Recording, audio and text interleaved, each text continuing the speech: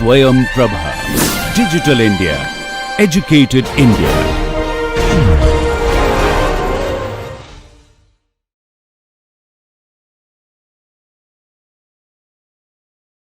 Purpose of today's session is to give you a feel for the software. Uh, so far we have looked at the theory of LCA, different aspects of performing an LCA. But almost always these days you use some kind of a software to do the LCA calculations. And the softwares have actually evolved over time. Initially, all the calculations were done manually, but gradually as the databases were developed and the kind of systems that were analyzed became larger and larger, it was obvious that you cannot do hand calculations. You have to rely on some kind of a software. So many of these softwares are still evolving because life cycle assessment is still about, let's say, about 20 years old, the whole concept, in a sense that since it was formalized. And there are several softwares available. And I showed that list in one of the lectures. So some of the popular softwares are SimaPro and Gabby. And OpenLCA is also an LCA software. The advantage with OpenLCA is that it's an open source software, so you don't have to purchase it. Now, having said that, let me clarify one thing, that having OpenLCA doesn't is access to OpenLCA is only part of the solution, or it only solves only one part of your problem. Because when you are doing LCA calculations, there are two aspects. One is you need an interface so that you can put your product system together, draw the connections. So if some of you have worked on software like Simulink, for example, or Aspen Plus, any flow sheet simulation software, it provides a nice interface, right? You can put whatever you want. You want an integrator block or a differentiator block, and you can connect and all of that. So it's basically an interface. So similarly in LCA calculations, you need an interface that allows you to do all these things, put your product system together. But you also need a database. Eventually, you need some access to the inventory numbers. If I am saying that, okay, my product system requires electricity, so I can create a block and I can connect it to my production step. But I still need to know what is going to be the emission for the electricity production. And that information is provided by the database. Okay, so that's why I say there are two aspects. OpenLCA is an open source software, but it is only an interface. It doesn't have its own database. So that's why it doesn't solve your problem completely. You still need some database that you can import into OpenLCA, right? So some of the common popularly used interfaces are, of course, OpenLCA. So a lot of people in academia typically use OpenLCA because it's open source. It is also subsidized. I mean, there is discount for it to be used for research and educational purposes. So it turns out to be cheaper. But if you look at companies, so many industries, especially larger industries, are now using LCA or doing LCA of their products. They typically rely on commercial software like SimaPro or Gabby. So these are two very popular among the LCA software. These two are most commonly used in commercial settings. So I'm going to discuss OpenLCA because that's what I use for my own work, and it's open source. So in future, if you want to do something, you don't have to purchase anything. As far as the database is concerned, EcoInvent, there is a typo here. It should be EcoInvent. So EcoInvent is a very popular database. SimaPro is a company which has both the user interface and the database. Okay, so there is a SimaPro database also. The name of the company is actually Pre, P-R-E. I think it's a Swiss company. SimaPro is the name of the product. So they have the interface as well as the database. Gabby is also along similar lines. They have their own interface and their own database. But there are some companies like EcoInvent, for example, is in the business of only developing database. They don't develop any interface. But EcoInvent makes it possible that their database can be imported in OpenLCA. Even CIMAPRO can import EcoInvent database, Gabby can import EcoInvent database, and so on. And there are some other databases also. So, so these are the two aspects. This is what I want you to realize, that there are two aspects. One is the software that allows you to, that basically an interface, and the underlying database. So let me just briefly show you a website, which is it's a website called nexus.openlca. So this website, so the address is nexus.openlca.org, and it's basically a website that uh, tells you what all databases are compatible with OpenLCA. Okay. And also it further allows you to download the free databases and allows you to purchase the database and so on. So there is a tab here which says databases. So this it gives you a list. You know, these are all the databases that are compatible with OpenLCA, that can be imported in OpenLCA. It's a fairly long list. Most of the important ones are there. They have also classified it into free as well as purchase databases. So some of the databases are free. You can download it anytime and use it in OpenLCA. It will give you full access to all the data. These are generally databases that are developed by some government, either European Union or some other governments, because as per the mandate, whatever work they are doing, it has to be in open domain. So that's why these databases are in open domain. So these are, you can look at this list later. There are, by the way, there are some domain specific databases, as I mentioned in the lecture also. There are some databases only for transport sector, some databases only for agricultural sector, and so on.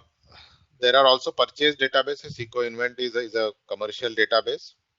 And if you just want to know how much does it cost, so typically a single user license commercial is about 3,800 euros. So it's fairly expensive. It's not cheap. Fortunately for us, educational users in non-OECD countries, which is in India, we get it for free only for research and academic use. We cannot do any consulting using this database. We cannot earn money out of it. Okay. So you can explore this website in detail. So some of you, if you want to do some project on LCA, and if you need a database, or if you want to find out which database is appropriate, you can read this information in more detail and get some additional inputs. Any question on this?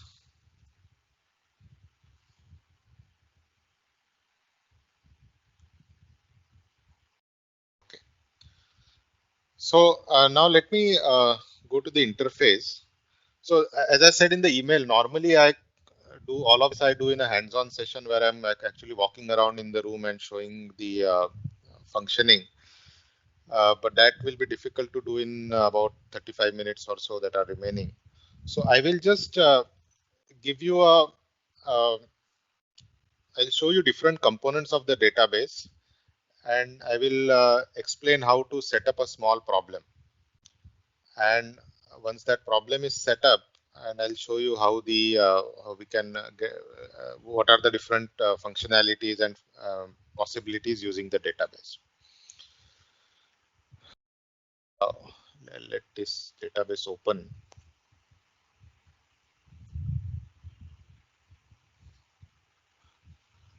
That's one of the issues with LCA. In the laptop, it generally is a bit slow. Okay, so this is actually the commercial database that I'm talking about. This is the EcoInvent database. For the tutorial, this is a free database. It's a very small database. The numbers are not really correct, but it's only developed to just practice setting up a problem.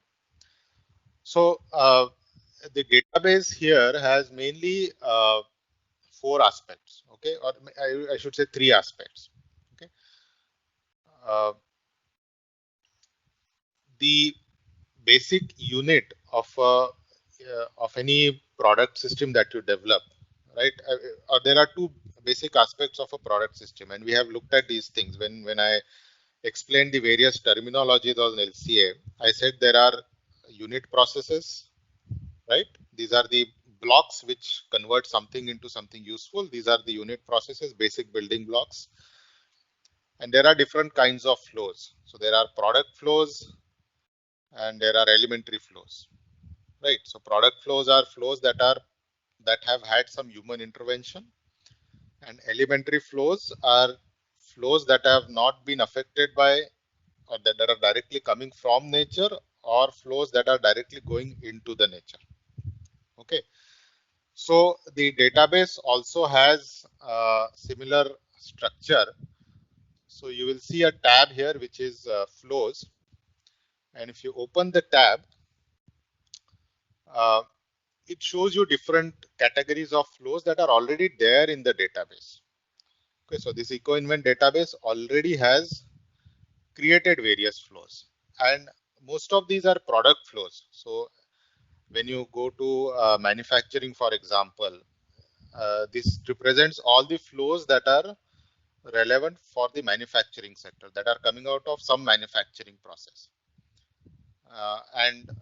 For example, if you go to textile manufacturing of, let me go to another section, chemicals, something that is relevant for us. So these are all the flows that are already defined in the database, and these are product flows, meaning that they are produced by some kind of a manufacturing process. And it is important to come up with this classification because a full database has hundreds of thousands of flows. So it is when you are developing a product system, you need a systematic arrangement of different flows so that you can find whatever you need fairly quickly. So that's why it is classified like this, chemicals, rubbers, metals, food products, electrical equipments, and so on. Okay, and this is just manufacturing. There are other categories like construction. So this should have construction related activities and so on. Okay. But the other aspect are elementary flows. I told you, so these are all product flows. The second important category are elementary flows. So elementary flows are either coming from nature or emitted to the nature. And that's why you see three different emission options: emission to air. So if I'm emitting CO2, for example, CO2 is a gaseous emission. So it is emitted to air. And therefore it is listed in the air category. Okay, so this will have carbon dioxide somewhere here. Similarly, you can have emission to soil, emission to water. Okay, some chemicals might be emitted. If you know that this is a particular emittant or pollutant which is discharged into the water body, so that flow is already defined. The second is resources. So these are things that you are using from nature. So for example, if I'm using water is a good example. So if I'm using water from lakes, then this is the flow that you have to use. If you have a particular, let's say if you have a manufacturing facility, you are using water for cooling purposes, and that water comes from lake, then we have already said that because it is directly coming from lake without any processing, it is an elementary flow, and that's why it is listed as an elementary flow here. And there are other options also: river water, rain water, sea water, and so on, and there is further classification as well. So there is a fair amount of detail regarding the flows. Any question on this? So the second part is the process. So process is basically the so in EcoInvent database, a process actually explains the manufacturing, or it quantifies the manufacturing. So you have flows that are either coming into a process or going out of a process. Okay, and the manufacturing, this process category defines the it provides you the connection between different flows. So if I'm converting, let's say it's a water purification plant, I'm taking out water from river maybe let's say I'm doing some ion exchange or some RO and I'm getting purified water. So purified water is a product flow. River water is an elementary flow, but this operation of purifying water will require some steps. No, 1 liter of water, river water, maybe it gives you 0.6 liters of purified water because there is some loss. Whatever, there might be some waste generated. You may have some electricity input. So there is some operation that is happening. Something is happening in that water purification step.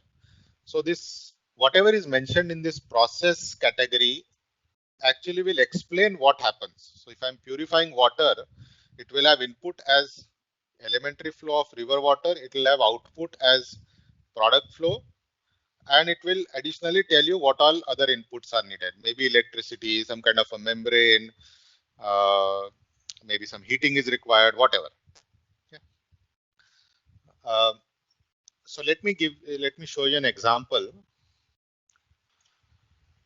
Okay, I'll pick up something that let's see if there is sulfuric acid there. It should be there.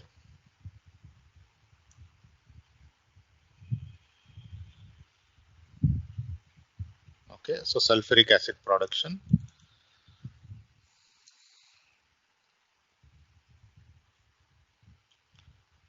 Okay, so when you double click on this process tab, it tells you there is some tag and all. This is internally used by OpenLCA for proper database management. But what is important for us is this description, because it clearly tells you what all is, if there are some assumptions, what is the basis of these numbers, which region, if this is specific to a particular region, uh, then all of that is explained here. So it says that, for example, here it says manufacturing process starting with sulfur containing raw material is considered, plus consumption of auxiliaries and so on. Okay. So it says all the data is for 1 kg of 100% sulfuric acid liquid at plant. So these things can be important when you are doing a calculation. Now the actual data related to the this sulfuric acid manufacturing process is in this input output tab. Okay, so this is where you have all these inputs and all the outputs.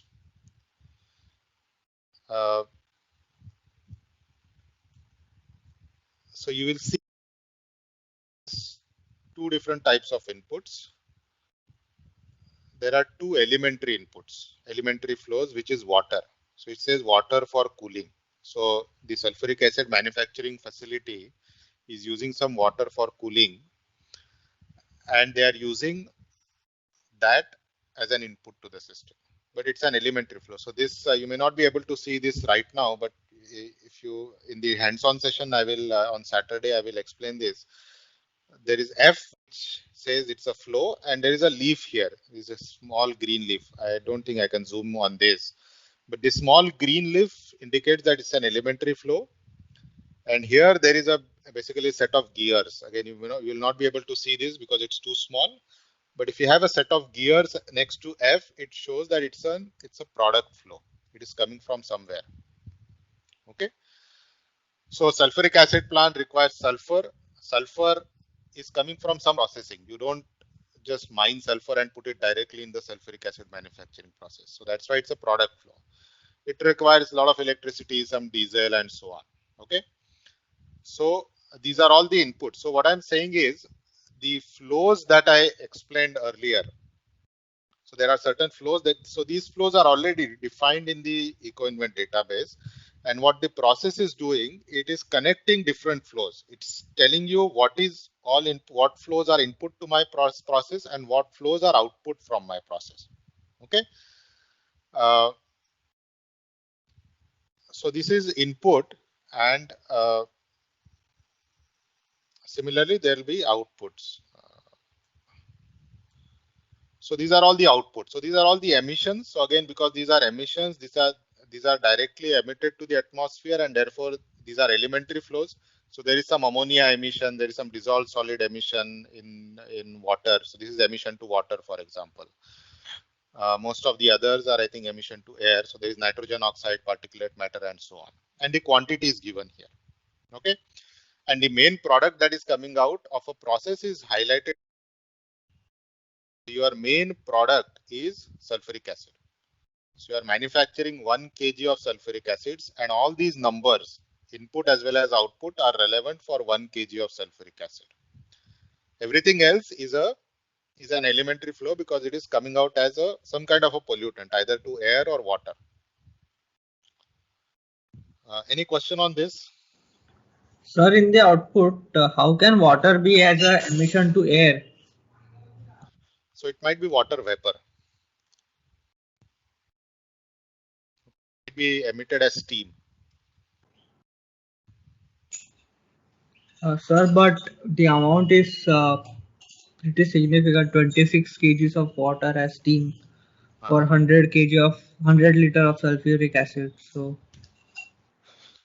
Yeah, so we'll have to look at the process. I don't know the sulfuric acid. I haven't looked at it in detail, but this is actual data. No? This is not dummy data. So we'll have to look at the description. But because if it's emitted to air, then I would assume that it is coming out in the form of steam. sure, sir. Hello, sir. Yes. Sir, in the input block, means what is this electricity? So much electricity sections. Okay. So see, I told you that. So is your question why there are so many different entries, or is the Yes, sir. okay? So the number of entries are different because they want to create a representative system. So if you see, this is a process for rest of the world. Okay. So the process is trying to represent what is the typical situation in a sulfuric acid manufacturing facility.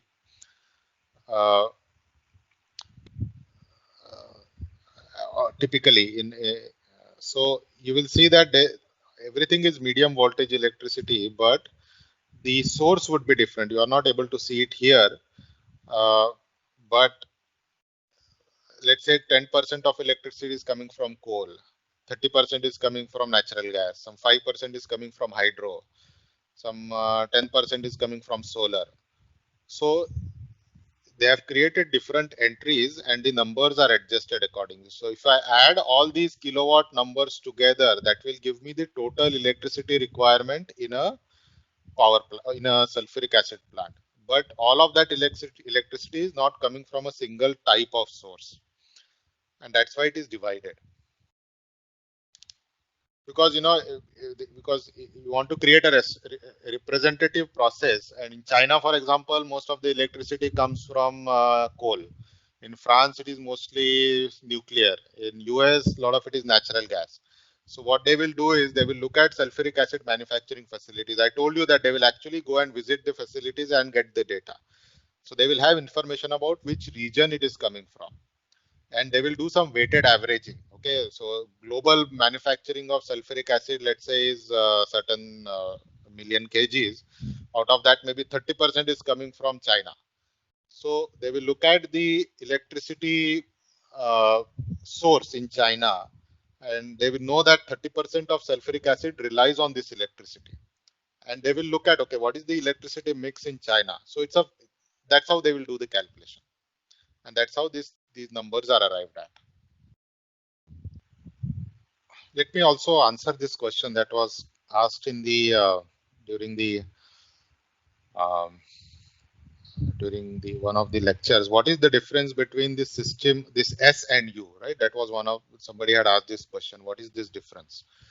So so let me just take some time to explain that. So you will see that for many entries here, there is a S and there is a U. So S actually represents a system process. Okay. And U represents a unit process. And let me explain the difference. So let us say we are talking about sulfuric acid and we need sulfuric acid as an input to our process. Now the tab that I have just opened, this is sulfuric acid production. It's a unit process. Okay. Now what that means is it is representing the input output inventory of only the sulfuric acid manufacturing plant. It is just the manufacturing plant. So all of these are inputs. Okay. So if I have a physical facility, all of these are inputs to the sulfuric acid plant and these are the outputs that are generated. So the unit process, whenever you see U, the unit process only tells you what is happening within the boundary of the plant. But that is clearly not sufficient. As per the life cycle perspective, you have to keep going backwards, right? You have to, if I'm using sulfur as an input and sulfur is a product flow, so that means it is coming out of some purification process. So that purification step also needs to be considered. The impact because of sulfur purification need to be considered in the final emission. Similarly, electricity. The electricity that I'm using has been produced somewhere and those emissions must be encountered. But the output that you see is not capturing these indirect impacts. It is capturing only the emissions from the actual sulfuric acid manufacturing plant. Okay. So it's a limited view still. It's only telling you about the sulfuric acid manufacturing plant.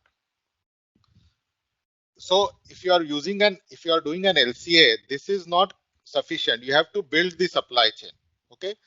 You'll have to, and I'll show you the example later, how to build the supply chain. But when you are doing the calculation, you'll have to keep on building. So you'll have to say, okay, add sulfuric acid purification step, then add sulfuric acid, add sulfur mining step, add electricity production step. The electricity requires coal, so add coal mining step. So you have to keep adding these things manually.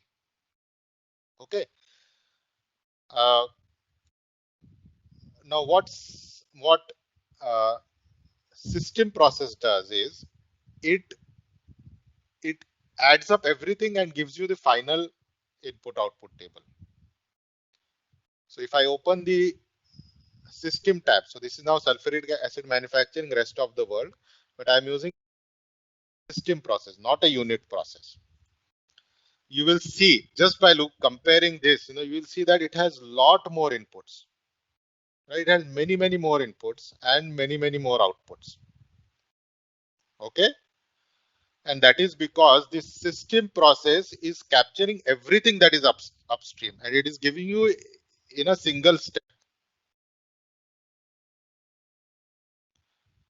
Is that clear? Any question on this?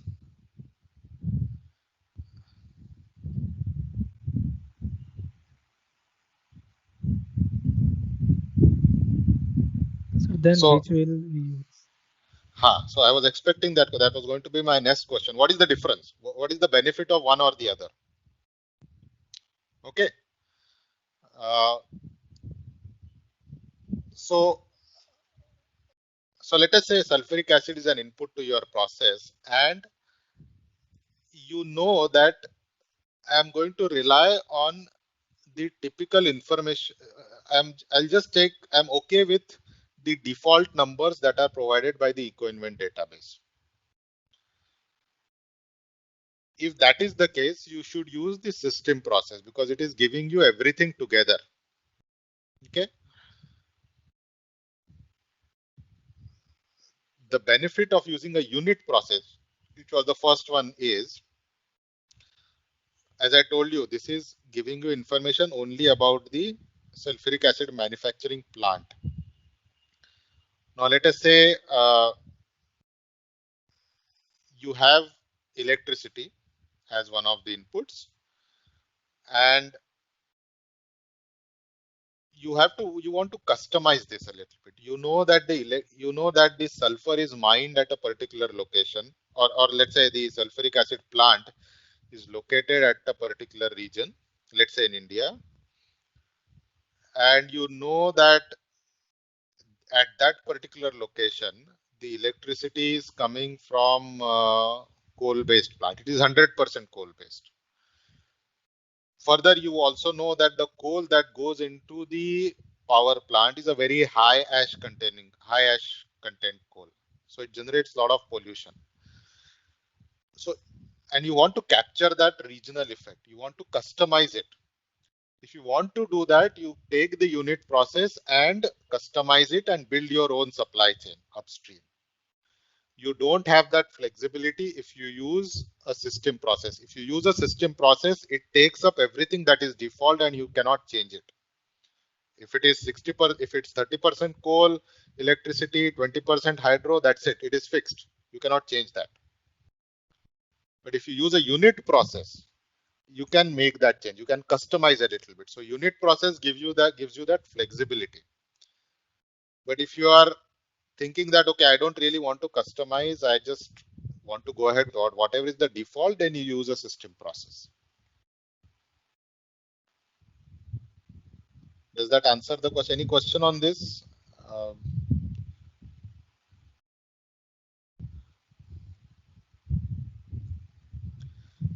See, I have been thinking about this for a long time of how to explain this, and I'll give you a very crude example. Let's say you want to eat something, okay? You want to eat let's say anything that you like, okay? You have two options, right? You go to a restaurant and buy it and eat it there. But when you go to a restaurant and eat it, you don't really have any flexibility in terms of what ingredients are used, whether they are fresh or not, whether the dish is spicy or not spicy. Maybe you want a little bit more salt, you want a little bit less spice. You don't have that flexibility. Whatever is there, you have to eat. But it is convenient, right? You just pay money and you get the dish in 5 minutes. So a system process is like that. Everything is given to you. You get it immediately. You get all the upstream emissions in a single flow or in a single process, but there is no flexibility. It is you have to use. Going back to the example or analogy, the other option is you prepare things on your own. Whatever it is that you want to eat, you prepare it yourself. You go to the market, buy your own ingredients, and decide all the quantities by yourself and make it. But then obviously you have a lot of flexibility. You can customize it as per your taste, but then you have to put in more effort. So that is an example of a unit process. Unit process gives you the flexibility, but it is more time consuming. System process gives you it is a simpler thing to use, but there is no flexibility. Okay. Any other question? Okay, if not, then let me just show you a simple example. So this example we'll do in more detail in hands-on session. I'll actually ask you to do this by yourself. But in the interest of time, I'll just directly show you the example.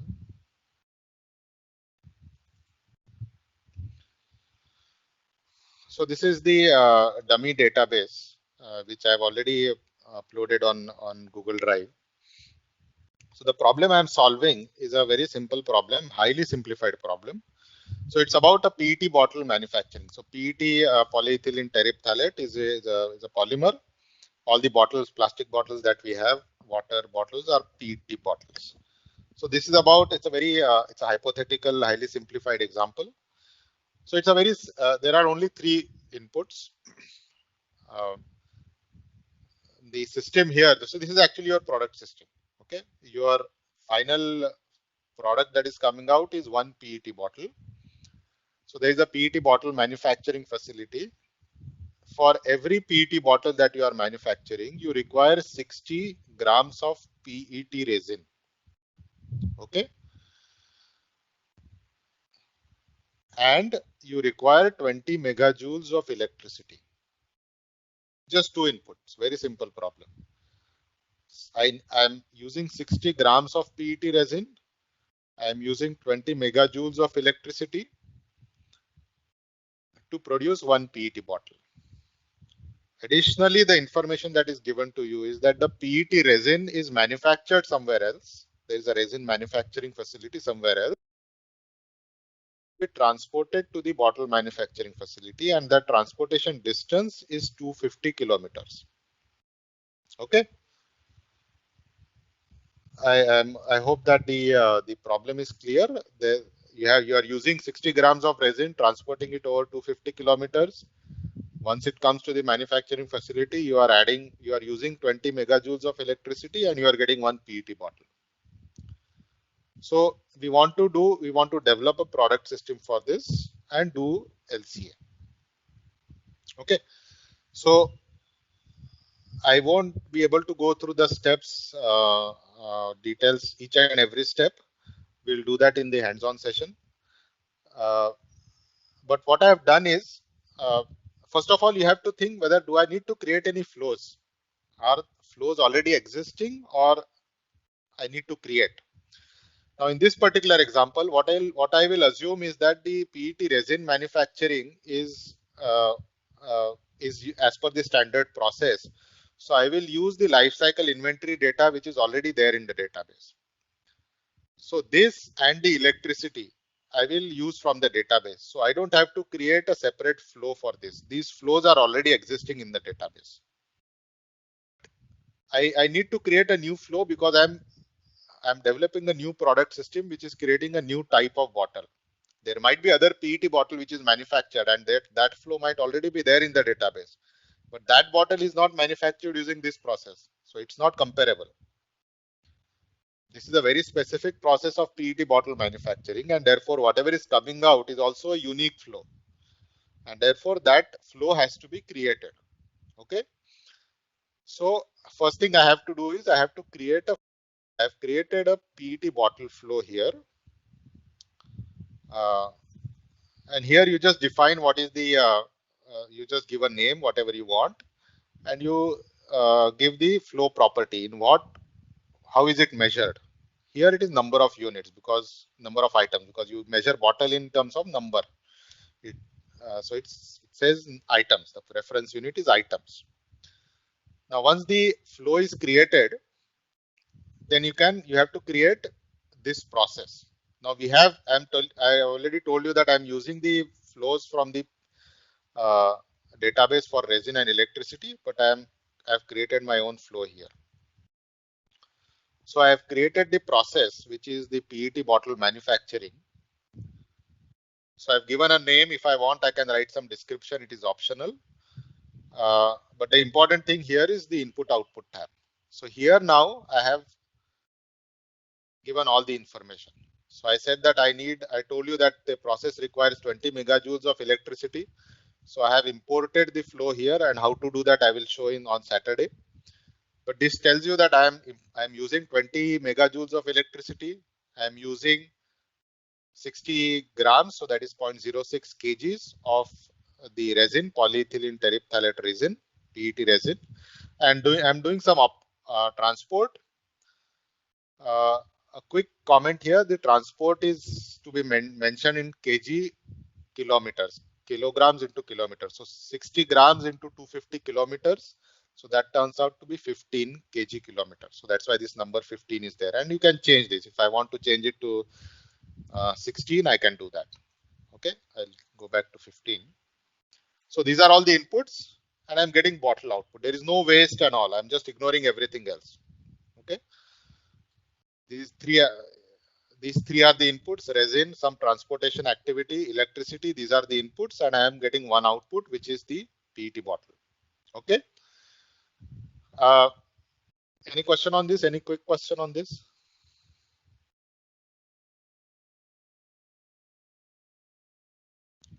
Okay. So once the process is developed, now you have all the information that you need to add. Once the process is developed, you have to create a product system.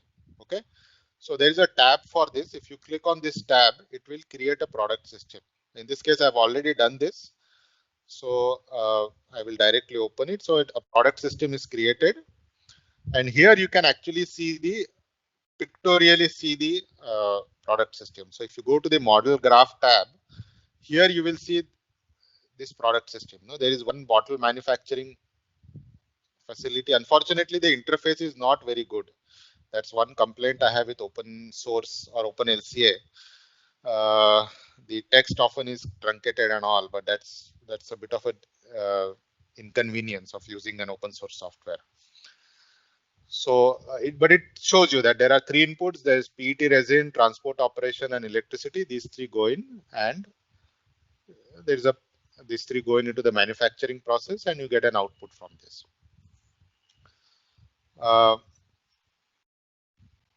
Okay, so now we have actually set up the whole thing, and you can do the calculations. Before I show that, you can actually, now that you have developed a product system, you can actually ask OpenLCA to give you the technology and intervention matrix. Remember the A and B matrices that we were talking about until last lecture? OpenLCA actually gives you the technology and intervention matrix once you have created the product system. And that option is here. So once you select a product system that you are interested in, there is this option of export as matrix. Okay. So it says, you can export two options, technology and intervention matrix. You go to wherever you want it to be exported. So it will export the technology matrix. It will export the intervention matrix. If you say OK, then it says export done. And you can go and open up the system. Can you guess how many columns and rows would be there in the can anybody quickly tell me how many columns and rows you expect? 1 by 3, sir. 1 by 3, okay. Any other? Okay, so let's see. So I'll go and open, I've already downloaded it. So this is the technology matrix. Let me open it. How many columns do you have? It's a huge matrix, right? This is your technology matrix. And let me open the intervention matrix also.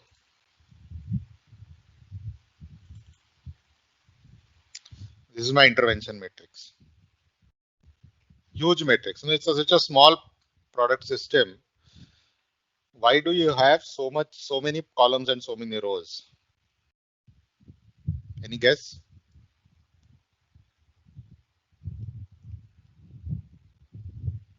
Maybe due to including upstream process. Exactly. So see, I told you that we are taking polyethylene resin production from the database. Okay. So when I took it from the database and I built the supply chain, I took all the information upstream of resin production. I included all the information upstream of electricity production. I included all the information upstream of transportation, diesel production here. Okay. So although the system that I have developed has only 4 boxes, but the database has given the information of everything upstream. So if I want to actually see my real product system, including all the details, there is an option here to, there's this expand all option. If I do expand all, this is my actual product system. Okay. Starting from actually coal mining and all those things. So you can imagine, this is let me go back to the original thing. So this is a very simple system, and just very simplified process, only 2 inputs, 1 transport operation. And still I end up with such a complicated product system and such a large technology and intervention matrix. And that you can imagine that, typical LCA is done where you have at least most of the systems that we have worked on have at least 20 to 25 boxes, unit processes, some 10-15 different resources or in product flows that are used. So you can imagine what would be the actual product system. And that's why, I told you that you often run into computational issues, and you can imagine why that is happening. Okay. There are ways to avoid the computational issue by doing some approximation. I will not talk about those, but there are ways you can actually do some approximation. Okay, so let me just quickly show you how the calculation is done. So your product system is developed. If you want, you can look at the technology and intervention metrics, but now you can actually do the calculation. So here again, you can change your number. So this is like your functional unit. So your target amount is 1 bottle. If needed, you can say, okay, you can change it to 10 or 100 or whatever. You still have the flexibility of doing it here. But you click on calculate, and you have the option of selecting the impact assessment methods. I told you that the impact assessment models are free and they are already part of the OpenLCA software. So when you download the software, you'll also get these impact assessment models. And there are several options. Okay, and these are the different impact assessment models that are available, that are compatible here. So I'll select receipt midpoint hierarchical. And when I click finish, now it's doing the underlying calculation. All the matrix operation that I talked about, the inversion of A matrix and calculating the S matrix and so on. That's all went on when the calculation happened. And what is reported is the final result. So this I've already talked a little bit before. So the inventory results give you all the inventories that are coming out, the list of all the inventories, but the more useful aspect is the impact. So these are the different impact categories that are part of the receipt method, and those are listed. And it provides you some additional information because it gives you the distribution of the impact. So here climate change impact, for example, the total value is 11 kgs. It tells you that 6.9 kgs is because of coal related emissions, 1.2 is because of natural gas and so on. So 1.1 is because of diesel and all of these things. So it gives you some additional information. You can further get some information. So and you can control the reporting. It gives you additional flexibility of how much refinement I want. So here it says don't show if it is less than 1%. So when I'm looking at this classification, if the contribution is less than 1%, it is not listed here, but I can change that. So there are several options here. There is also somewhere there is an option of generating this flow diagrams. It actually connects different inputs and outputs. But anyway, so this is what I wanted to show in the short time that we have in one lecture. What we will do on Saturday afternoon is we will go through this problem. I would like you to actually do this yourself. And those who have projects on LCA, for them it is extremely important. They must actually go through this session because they will have to use the software later. But others also, it is strongly recommended because in many, if you are interested in even in industry job in this area, many companies are actually using some kind of a software. And once you understand the philosophy, even if you are working on SIMAPRO and Gabio, it doesn't really make much of a difference. The important thing is to understand the philosophy of how to set up a model. So I will stop here. If there are any questions, please go ahead. Otherwise, on Saturday, make sure you have done everything, you are ready to go. We will solve this problem and we'll solve one more problem where I'll talk about allocation and so on. Let me just briefly mention that allocation. So when I'm setting up a process, I give the input output information. There is also an allocation tab here. See, if I have multiple products, here I don't have, I have only one product, but if I have two products, if I, let's say, add a product here, let me say diesel. Okay, I'm just randomly picking something, 5 kgs. Okay. Then these are the two products that are generated. This is a primary product. This is a second. Then these two appear here, and you can define the allocation coefficients. So this is physical or mass-based allocation, and this is economic allocation. So these numbers you can change. I can give 0.5, sorry, 0.5 and 0.5. You can define those. Okay, so right now the problem is that one is defined as items, second is defined in kgs, so that's why it's creating an error. But the point I want to convey is you can actually define your allocation factors in the software, and when the calculations are done, it will internally consider these allocation factors. Okay, so I'll stop here. These are some major things that I wanted to convey.